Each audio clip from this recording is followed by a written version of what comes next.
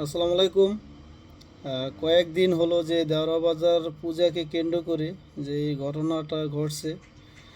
হয়তো আমরা এই ঘটনার ব্যাপারে অনেকেই অবগত আছি, আর এই ঘটনা যারা ঘটিয়েছে বা এই ঘটনার জন্য আমরা তীব্র নিন্দা প্রতিবাদ জানাচ্ছি, এবং এই ঘটনার দ্রুত সুষ্ঠু সমাধান হোক সেটা আমরা চাই এবং প্রশাসনের হস্তক্ষেপ কামনা করছি।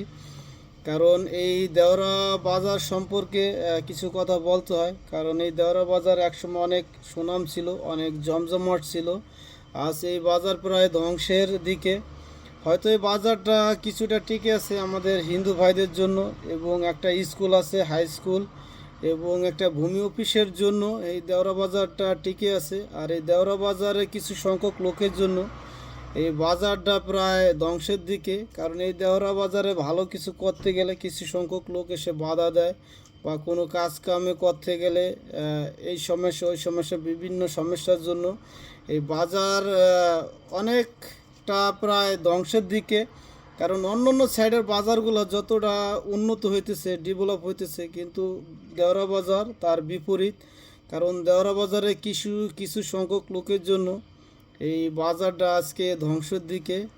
তাই আমি প্রশাসনের দৃষ্টি আকর্ষণ করব, এবং দেওয়া কিছু লোকজন আছে তাদেরকে দৃষ্টি আকর্ষণ করব যে আপনারা দ্রুত এই জিনিসটা সমাধান করেন। কারণ অতীতে এই ধরনের ঘটনা আমাদের হয়তো আশপাশে হয় নাই, কারণ আমরা সব সময় হিন্দু মুসলিম একে অপরের সমস্যা আমরা আগে আসতাম, আমাদের সবাই কাঁধে কাঁধ মিলে কাজ করতাম। কিন্তু কিছু সংখ্যক ঘটনার জন্য আসলেই খুব খারাপ লাগলো, কারণ এমন ধরনের ঘটনা আমাদের এলাকায় ঘটবে এটা আমরা আশা করি নাই।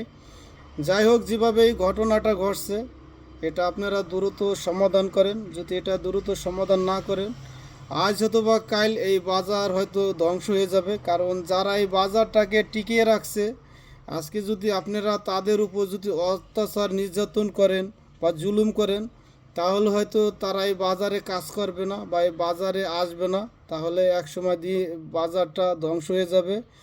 তাই আমি সকলের দৃষ্টি আকর্ষণ করছি, বা ভাঙ্গা থানায় যারা প্রশাসন আছেন তাদেরকে বলবো যে এই যে ঘটনাটা ঘটছে আপনারা দ্রুত এই ঘটনাটা সমাধান করে সুষ্ঠু বিচার করেন।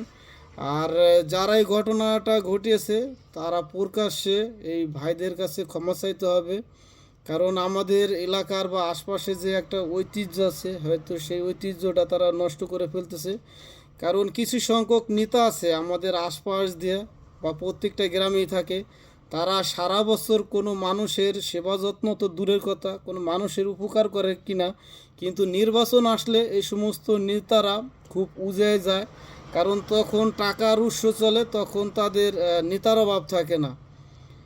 আর এই সমস্ত নেতার জন্যই হয়তো আমাদের দেশের যারা রাজনীতি করে বা রাজনৈতিক দলগুলো আছে এইগুলার দুর্নাম হয়। তাই আমি বলবো যে প্রশাসন এই জিনিসটা দ্রুত সমাধান করুক। আর এই বাজারের মান উন্নয়নের জন্য যারা আশপাশে আছে, দেওরা বাজারে যারা মান্যগণ্য আছে, আপনারা দ্রুত এই জিনিসটা সমাধান করে বাজারে যে মান আছে সেই মান বজায় রাখুন। হয়তো এখন থেকে রেগুলার কথা বলবো, কারণ কিছু কাজের জন্য হয়তো বেশ কিছুদিন কথা বলতে পারি নাই, হয়তো 2-1 দিন পরেই হয়তো রেগুলার থাকবো। আজ এ পর্যন্তই, ভালো থাকবেন সবাই।